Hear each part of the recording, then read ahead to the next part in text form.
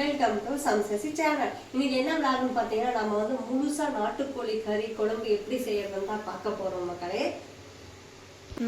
இப்போ பார்த்தீங்கன்னா நாட்டுக்கோழி குழம்பு செய்யறதுக்கு என்னென்ன பொருட்கள் தேவைன்னு சொல்லிட்டு நம்ம பார்த்துருவோமா? வாங்க வீடியோக்குள்ள போலாம்.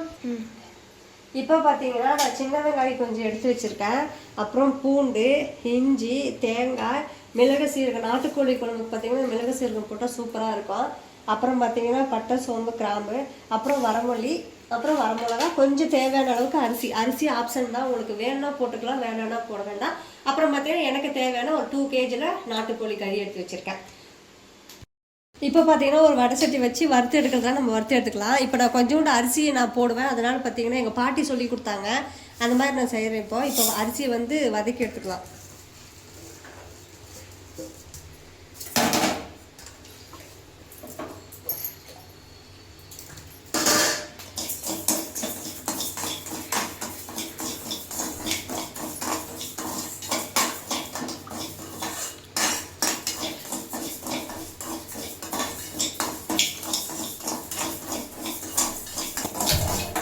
இப்போ பார்த்தீங்கன்னா அரிசி வதக்கிடுச்சு. இப்போ மல்லியை சேர்த்து வறுத்து எடுத்துக்கலாம்.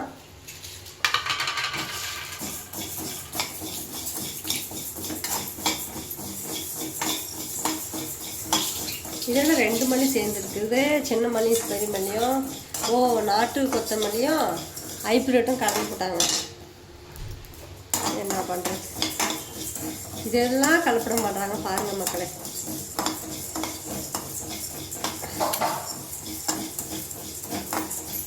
இப்போ பார்த்தீங்கன்னா மல்லி வந்து ஓரளவுக்கு வதங்கிடுச்சு. இப்போ வந்து மல்லி வந்து வறுத்துருச்சு, நம்ம மாற்றிக்கலாம்.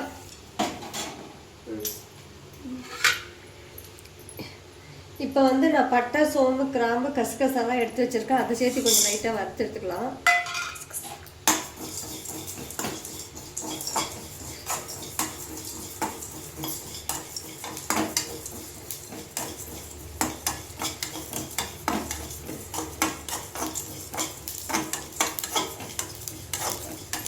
இப்போ இதுவும் வறுத்துச்சு. இப்போ வேறு பவுலில் மாற்றிக்கலாம். இப்போ மிளகும் சீரகமும் சேர்த்து வறுத்துக்கலாம்.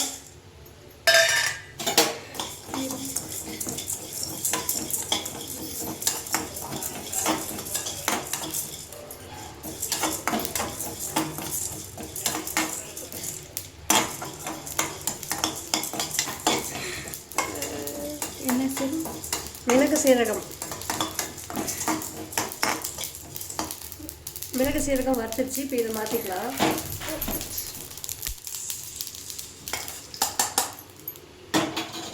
இப்போ பார்த்தீங்கன்னா வரமிளகா எடுத்து வச்சுருக்கேன். வரமிளகாவும் வறுத்து எடுத்துக்கலாம்.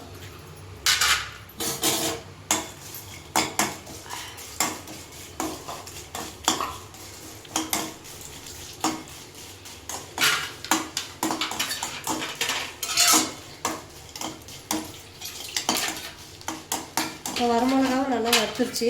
இது எல்லாமே நம்ம ஆற வச்சு நம்ம மசாலா அரைக்கிறதுக்கு முன்னாடி அரைச்சிட்டு அதுக்கப்புறம் தான் மசாலா அரைக்க போகிறோம். அடுத்தது வந்து நம்ம வெங்காயத்தெல்லாம் வதக்கலாம் வாங்க.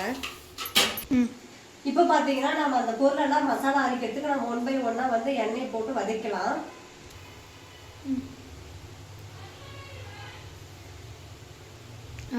இப்போ பார்த்தீங்கன்னா வெங்காயம் போட்டு வதக்கலாம். வெங்காயம் நல்லா வதக்கணும்.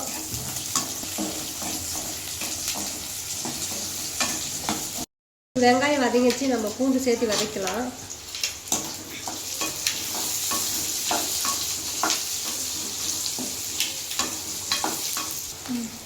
இப்போ பூண்டு வதங்கிச்சு, தேங்காய் சேர்த்துக்கலாம்.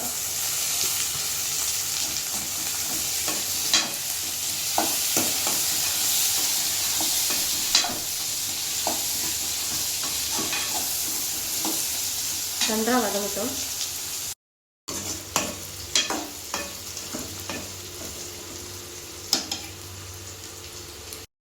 இப்போ இஞ்சி கொஞ்சம் சேர்த்துக்கலாம்.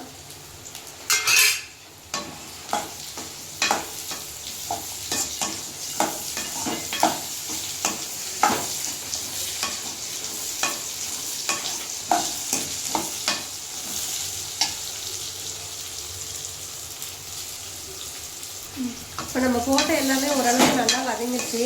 அது கூட ஒரு 2-3 தக்காளி வந்து நம்ம வறுத்து இதோட சேர்த்துக்கலாம்.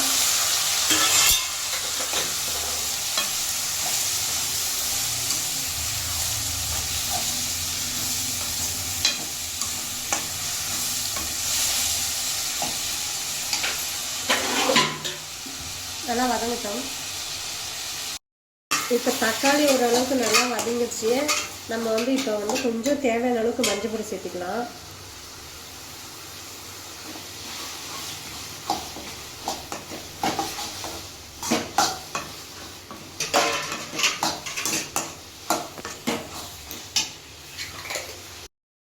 இப்போ பார்த்தீங்கன்னா தக்காளி வெங்காயம் எல்லாமே நல்லா வதங்கிச்சு. இது ஆறுனதுக்கப்புறம் நம்ம மசாலாவை அரைச்சி எடுத்துக்கலாம்.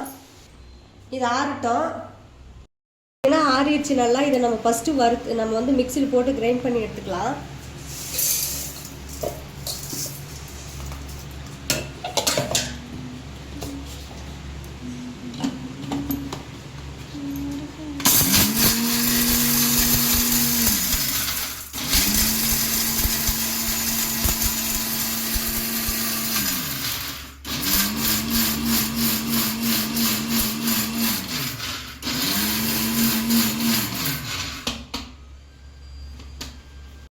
பார்த்தீங்கன்னா நல்லா அரைச்சிருச்சு. இதோட நம்ம வந்து தக்காளி அதெல்லாம் வெங்காயம்லாம் போட்டு இதோட சேர்த்து அரைச்சிக்கலாம்.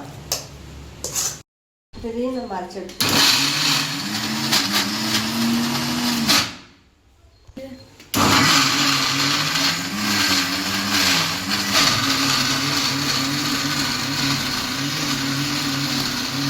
மசாலா நம்ம அரைச்சி எடுத்துட்டோம். நல்லா இப்போ கறி வதங்கினதுக்கப்புறம் இந்த மசாலா ஊற்றி குழம்போட கறியோட சேர்த்து நம்ம நல்லா கொதிக்க வைக்கணும். கறி பார்த்தீங்கன்னா இப்போ வந்து ஒரு அரை பாகம் வெந்திருக்கு. இன்னும் வந்து அரை பாகம் நன்றாக வதங்கணும். இப்போ பார்த்தீங்கன்னா நமக்கு தேவையான அளவுக்கு சிக்கன் மசாலா போட்டு நம்ம வந்து வதக்கலாம். இப்போ நல்லா பார்த்தீங்கன்னா கறி வந்து 3/4 பாகம் வெந்துச்சு. இப்போ நம்ம மசாலாவை சேர்த்து கொதிக்க வச்சிடலாம்.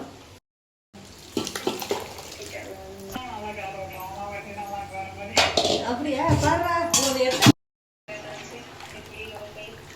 இப்போ பார்த்தீங்கன்னா நம்ம எல்லாத்தையும் மிக்ஸ் பண்ணியாச்சு. இப்போ நம்ம தட்டு போட்டு மூடி வச்சுக்கலாம். ஃப்ரெண்ட்ஸ் இப்போ பார்த்தீங்கன்னா நல்லபடியாக குழம்பு நல்லா கொதிச்சிருச்சு. பாருங்கள் வாசம் எப்படி கமகமன்னு பக்கத்து தெரு வரைக்கும் வாசம் கேட்குது பார்த்தீங்களா. ஓகே ஃப்ரெண்ட்ஸ், இப்போ வந்து நம்மளுக்கு குழம்பு ரெடி ஆயிடுச்சு. இது நம்ம ஒரு டம்ளர் ஊற்றி குடித்தா கூட ரசம் சூப் மாதிரி இருக்கும் மக்களே. ஓகே ஃப்ரெண்ட்ஸ், இந்த வீடியோ உங்களுக்கு பிடிச்சதா லைக் பண்ணுங்கள், ஷேர் பண்ணுங்கள், கமெண்ட் பண்ணுங்கள். மறக்காமல் சப்ஸ்கிரைப் பண்ணாங்க சப்ஸ்கிரைப் பண்ணிடுங்க. பாய்.